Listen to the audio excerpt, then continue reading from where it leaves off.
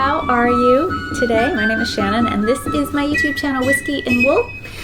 You can find me on Bluesky as Whiskey and Wool and on Ravelry as Whiskey and Wool and on Instagram as Whiskey and Wool. On Bluesky and Instagram there are 4 O's, not zeros, O's, letter O, in the word wool. And whiskey has no E in all iterations of my social media. So I thought I would share with you today a new cast on that I am hoping to get off the ground. It is Sunday, April 13th, Palm Sunday if you celebrate, if that's a holiday that is meaningful to you, or Passover, I think day 3 if that's a holiday that's meaningful to you. It is the first sort of nice day that we've had all week. We had a very, very gloomy week here in New Jersey where I live. I live right across the Hudson River from New York City. You probably saw a little clip of New York in the beginning from my neighborhood. Yeah, I feel really lucky to live where I do, and it's the access to New York is unparalleled unless you live in the heart of downtown, because I can be in the heart of downtown in 20 minutes. So only people who live in Midtown can say the same. Anyway, I want to talk to you today about a new cast on. I may have mentioned this before. If this isn't your first time here, I probably mentioned this sweater before. I certainly mentioned the yarn I'm planning to cast on. I'm going to be casting on this beautiful self-striping hand spun that I made last year, 2024. The fleece is from, I can show you, that's a cake skein. I have a hank with the tag. The fleece is from Inglenook Fibers, and it's organic Pulworth in the colorway Nice, which was thematic to Tour de France last year. And this was one of their Tour de Fleece colors that really resonated with me. And yeah, I bought, you could see they were 5 ounces. I bought 3 braids, 3 5-ounce braids. So I have about 1,300 yards, certainly enough for a sweater. Yeah, so that's the yarn.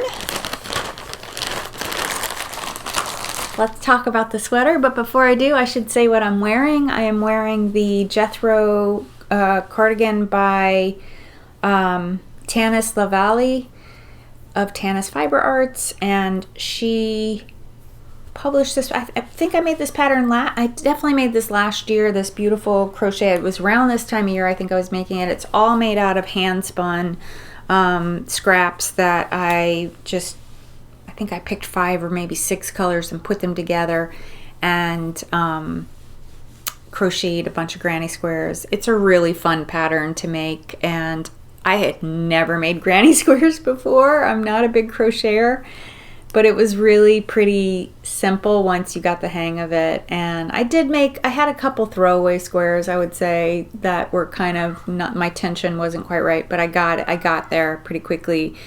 I think because of the years of yarn tensioning from knitting. And then I'm wearing a Joji Locatelli t-shirt, Joji and Co. T-shirt, one of the first t-shirts that they came out with. She has t-shirts every so often in that in her company line. So the pattern I'm going to be making is called the MiZZoni, with a play on. So MiZZoni, House MiZZoni is an Italian fashion house that's been around for decades, and I think this is a play on. They have knits in sort of a chevron pattern that they often, it's a repeated pattern that has been used in their line for a long, long time. So this is a rift on that classic, iconic pattern that House MiZZoni does. So the spelling is slightly different. It's 2 Z's. Let me see if I have the... I'll pop a picture on here with the actual spelling. This pattern was published in October of 2021, and it caught my eye when Milli of Tribe Yarns was knitting it last year. So she knit this in like May, June time period. She used, so the pattern is designed to be a scrappy project. So you're meant to use up, like, it's multicolored, and you're meant to use up like your, you know, maybe a bunch of mini skeins or fingering weight, not fingering weight, sorry, bibs and bobs. It's actually designed for worsted weight. So bibs and bobs of leftovers, right, that you would put together and create a MiZZoni inspired pattern. And she includes in the pattern this page where you could actually do some coloring to figure out your color placement. And Milli, though, of Tribe Yarns, took an ombre art yarn from the company Art Yarn. I think it's Merino Cloud or something like that, but I'll put a picture of her pattern here, or her project here. And what she did was I guess that yarn, I've never knit with that yarn. It's gorgeous. It's absolutely gorgeous. That company has a lot of ombre yarn, different, like from lace weight to fingering, DK, and I think worsted, maybe bulky even, but a lot of really, really gorgeous yarns in that line. And Milli then took the color changing yarn and cut it where it changed colors. So she went through the skein and drew off the, you know, whatever, if it was 5 yards of blue, cut, and then that went into a pile. And she goes through, like, you can find videos of how she did of her process. She made videos for it because she's a yarn shop owner, and she created kits, and a whole bunch of people made this pattern using Milli's method. And the projects are really stunning. Like, if you go look at the project pages for this pattern, you will find a ton with art yarn, made from art yarn, ombre yarns. And they didn't hold two together. But the interesting thing about Milli, so I find Milli just so inspirational. Like, she's such a great follow. Her knack for putting together colors and doing modifications so she gets a project that she's going to love is unparalleled. Like, I don't know anyone else who works to that degree without actually being a knitwear designer. If Milli's making it, I'm paying attention because she's got a real, I love her vibe, and she loves bright colors. I love bright colors. So I'm always inspired by her gorgeous projects. I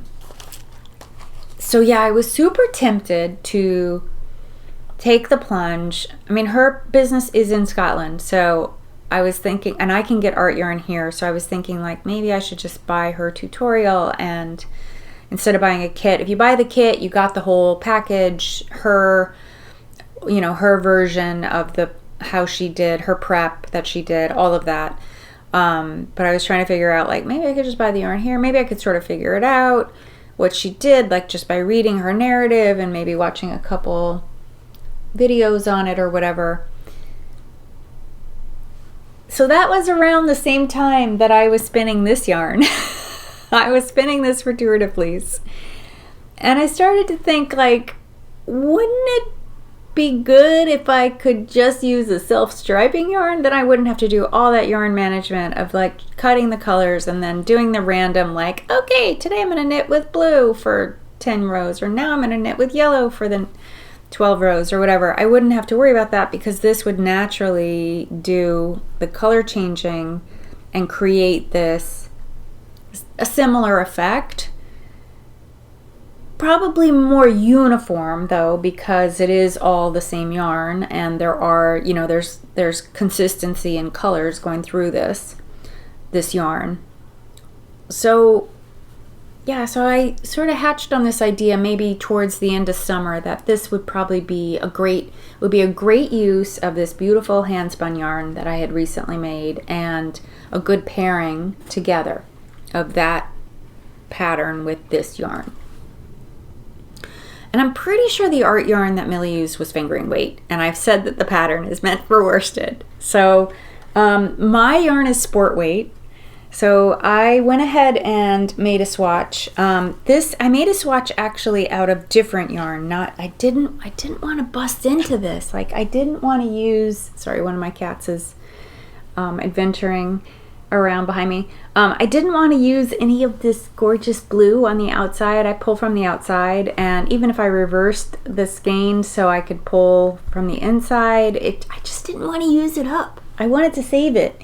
So I grabbed a skein of some similar weight yarn, also hand spun, and made my swatch. And this is the reason this is in my scrappy bin, is because the colors that I was using next are pretty atrocious. So don't pay too close attention to the color, but this kind of gives you an idea of what will happen with the self-striping, because this one also is self-striping.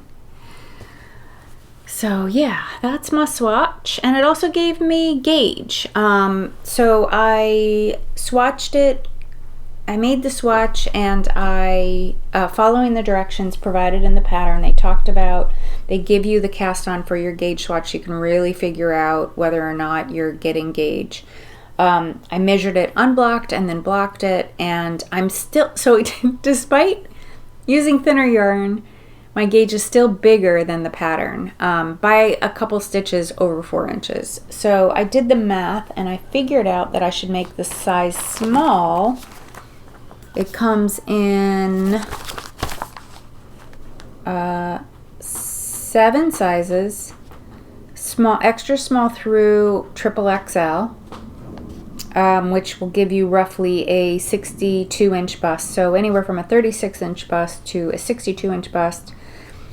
I'm going to make the second size, which is a small. It should be a 40-inch bust, but it should come out to be a 42-inch bust for me, with my gauge. But even so, that's fine. I have been, my bust has been measuring between 38 to 39 inches. I have recently lost quite a bit of weight. And I intend to keep it off. I'm happy to talk about that in some other video. I'm not going to talk about that now because I know it can be triggering for some people. And I'm going to just set it aside just to say that if you've been following me for a while, even a year ago, my bust was 41. So I would be making a very different size, and it's very interesting because so many of my sweaters that I made the last few years are really, really baggy on me now, which I don't mind. But yeah, so I'm just gonna go for it. This will give me 4 inches of positive ease, probably a little bit more, as I continue to take my weight down a little bit more. Yeah, I think I'm going to probably land around a 37-inch chest, maybe 36 even, by the time I'm done. So, that's where I'm at with the pattern. That was how I arrived at this combination of sweater and pattern, and there's a little bit of throwing caution to the wind in terms of the comboing up of this yarn with this pattern. I think it's going to work out. I'm excited to see how it's going to look, and I'm eager to get started. I do think because of the way that the stitches, like this airiness with, you know, these holes and stuff, this is going to make a really terrific spring into early summer sweater, or like transitional knit sweater. So I hope the light's okay. I'm getting a lot of, I know like when other YouTubers say this drives me crazy, because I'm just like, go get your studio lights. Like, go get your studio lights. But the natural light is changing. It's evolving as I'm talking. So if it gets bad, I will stop and go get my studio lights. But so far, I think it's okay for this type of video, where I'm not really showing too much. I'm more just talking with you and chatting about this pattern. Couple other things about the pattern. It is knit bottom up for the body, top down for the sleeves, bottom up in pieces. So that's another reason why I wanted to cast it on now, is because I like to have a small project to carry around with me. And I think as I'm knitting the front and the back, which are 2 separate pieces, they'll be small enough that I can carry it with me. And when I get to the sleeves, then it's not going to be a carry around with me. And I have a small I almost always keep a small project on the needles. I have a small project on the needles that I'm nearly done with, and I thought it would be a good time to work on this project and get it going, so that I can use this to carry around and work on as I'm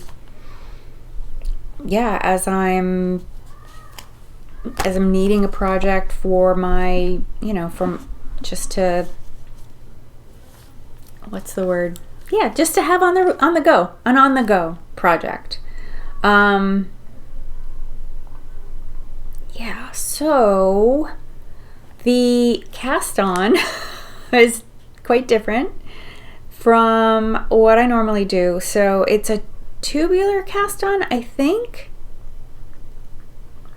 Right, yes, tubular cast on. I did the provisional cast on with scrap yarn. That's what it says, the directions said. I am someone who is stubborn about, sorry, my cat's like kind of poking around behind my equipment. So I just want to make sure he doesn't knock anything over. I'm someone who's quite stubborn about my cast-ons and bind-offs, and even when a pattern says do this, I'm usually like, nah, not gonna do that, gonna do my own thing. In this case though, I read Milli's notes and she didn't modify anything, and also like the fact that it's knit in pieces and I'm not modifying it, that's crazy, because I always modify to not knit in pieces. I will knit it in the round as much as I can, but Milli didn't do any mods that way, and I trust her judgment. I think she would have made mods if she thought it was warranted, so I'm gonna just go with this knit in pieces, bottom up, tubular cast on. Sure, let's do it. I do have questions though, so I put on that provisional cast on with waste yarn. I don't know if that's a regular process for tubular cast on. And then now I'm going to do some knitting and slipping. And then I'm going to be doing 1x1 rib from there after a few rows of this tubular cast on stuff. And then going into the pattern stitch. But I read through the pattern and at no place did it say that you could remove the provisional cast on. So I'm a little curious about when it is that you actually can remove it. Am I going to be able to remove it shortly, like after I knit a few rounds? I don't know. Let me know if you know, because this is not my usual, and I haven't done a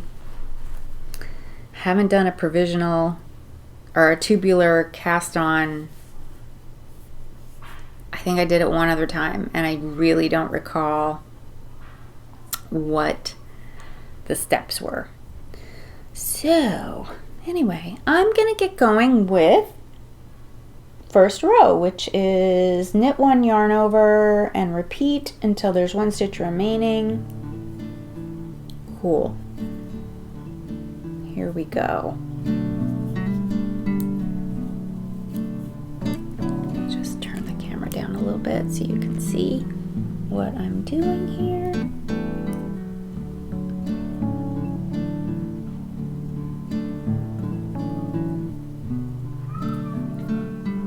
Oh, and I did long tail cast on for my provisional.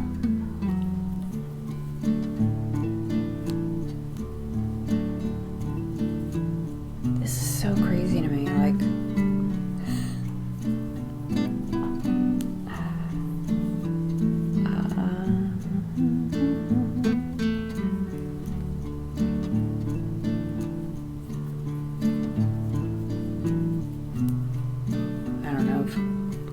getting my tail in there is a good idea or a bad idea, so I'm not going to do it for very many stitches.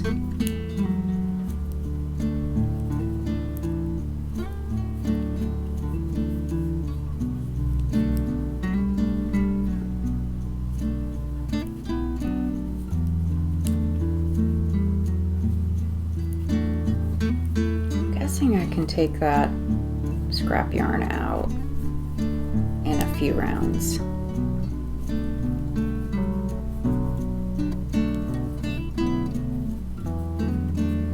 You can see my other projects sitting nearby. My cat is, one of them anyway, is paying very close attention to what it is I'm doing.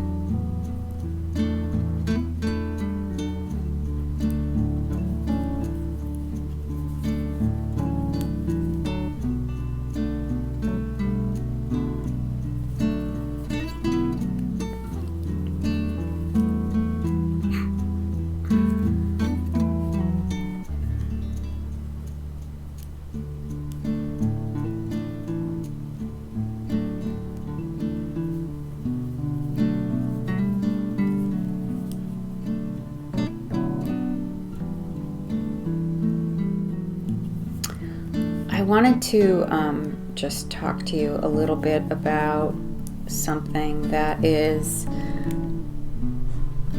going on with me and my family. My mother passed away. I know for many of you, I hadn't really mentioned her in the recent years. She used to watch my channel pretty faithfully and enjoyed commenting privately to me sometimes on the channel, and I had mentioned her not that long ago, but she had been not doing well for many years, and it was a long, slow, downward slope for her. It went on for quite some time. I won't say she was suffering really, because she really wasn't herself, but she was definitely not living. I think that's an accurate way to put it. So it was time. And it's weird, because we had such a long time to prepare. My kids are fine. Like she hasn't been in their lives, involved in their lives for years. She never made it. She did not make it to my older son's wedding. She didn't make it to any of my kids' college graduations. Her health was too poor.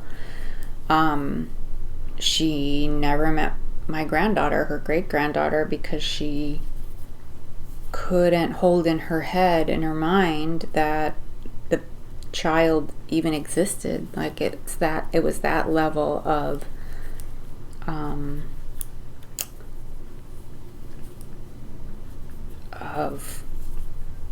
like her cognitive decline was pretty severe.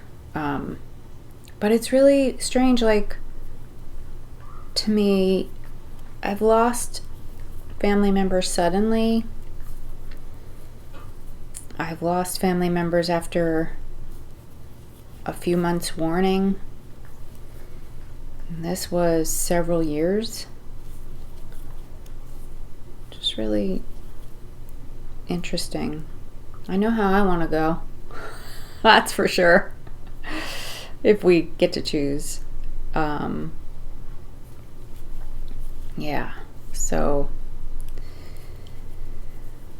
yeah, I think the grieving process for her is going to be quite long. That's my sense of it. Because it comes and goes. Like, I haven't really been able to have a conversation with her in years. But in the process of this past week, I found myself wanting to talk to her and wanting to tell her things, and, you know, remembering who she was, who she used to be. And I guess, you know, that's just part of it. It's funny, you know, my grandmother died very suddenly. And for years, every Christmas, I would think about what to get her and then remind myself that she had passed. Yeah, I haven't bought my mother a present for Christmas in a long, long time because I'm sure everything that she had was taken from her, even her mind. So,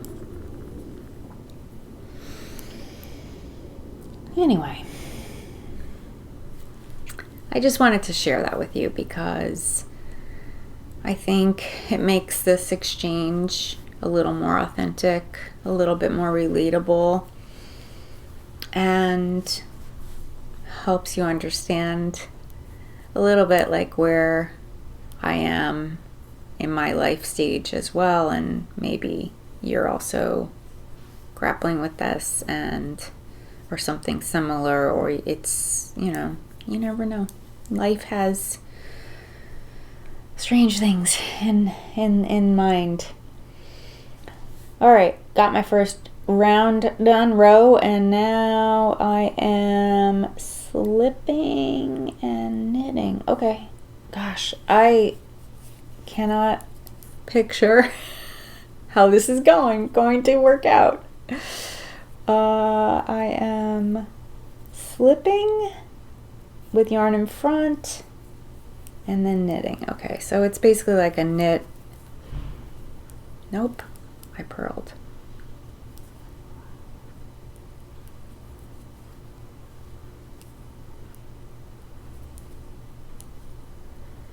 All right, so slip knit, and I was supposed to end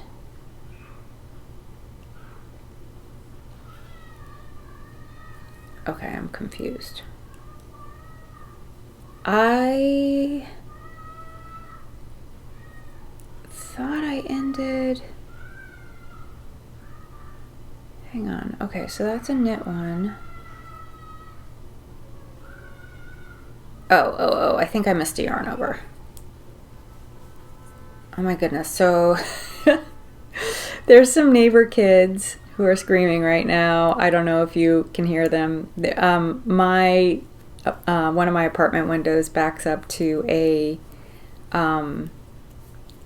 someone else's backyard where some young kids live, and boy, they can get loud sometimes. I don't mind it. I love those sounds of life. They are amazing. And yeah, anyway, okay, so I think what my confusion was just now was that I seemed to be slipping the yarn over, and I think I'm supposed to be knitting that, and I think I just missed a yarn over, so I got it. I think I got it.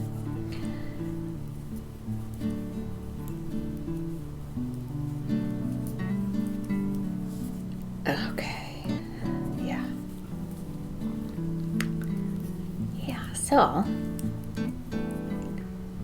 so excited to finally be casting this on. This is so good. Yay! I was hoping it would be a spring sweater for me. So meanwhile, like, is it 4 weeks away? 3 weeks away? 3 weeks away. In 3 weeks, I'll be going to Maryland Sheep and Wool. I think for me, that trip is going to be, in terms of purchases, is going to be rather spinning focused. I think I'll be picking up quite a lot of fleece, which is perfect because a month later Tour de Fleece starts, so it's really great.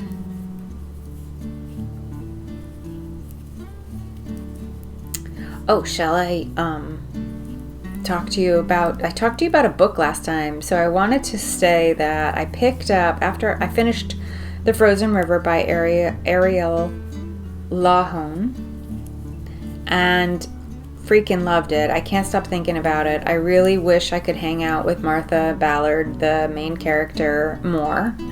I would love a sequel to that book. So I decided to stick with the author, Ariel Lawhon, and read her previous book, which is called The Wife, the Maid, and the Mistress. And it's again, she writes all historical fiction based on facts, based on things that she can find. And this story, it takes place in New York City in the 1930s, and a little bit of flashbacks to before that, and a little bit of flash forwards to, I think, the 70s. I'm not sure. But the story is about the true story of a New York City judge who disappeared. And it focuses on the 3 women that were prominent in his life, or aware of his circumstances and all that. So I really don't like it. I don't think it's as well written. I think I've been listening to it. I have an hour left to listen to out of like maybe 11 hours. And I really am not enjoying it nearly as much. I find the characters more flimsy.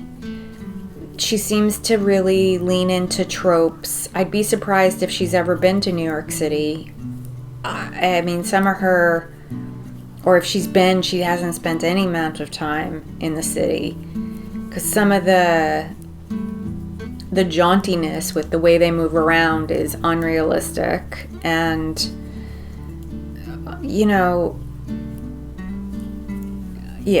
I really just, the cliches, the tropes and cliches that she relies on to help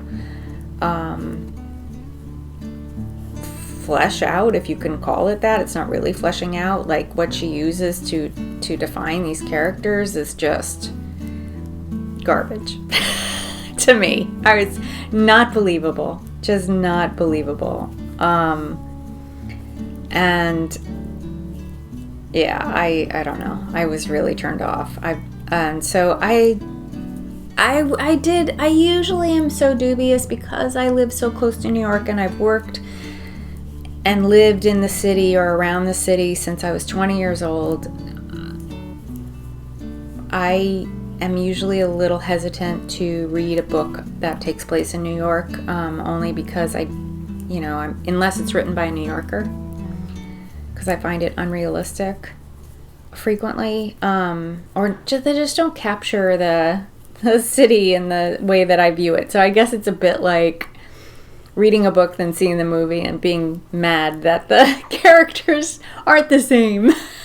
It's kind of the same. Like, New York is a character in my life, and when I read about New York in a book, it's not the same. Or if I'm reading someone else's characterization, it's just not the same.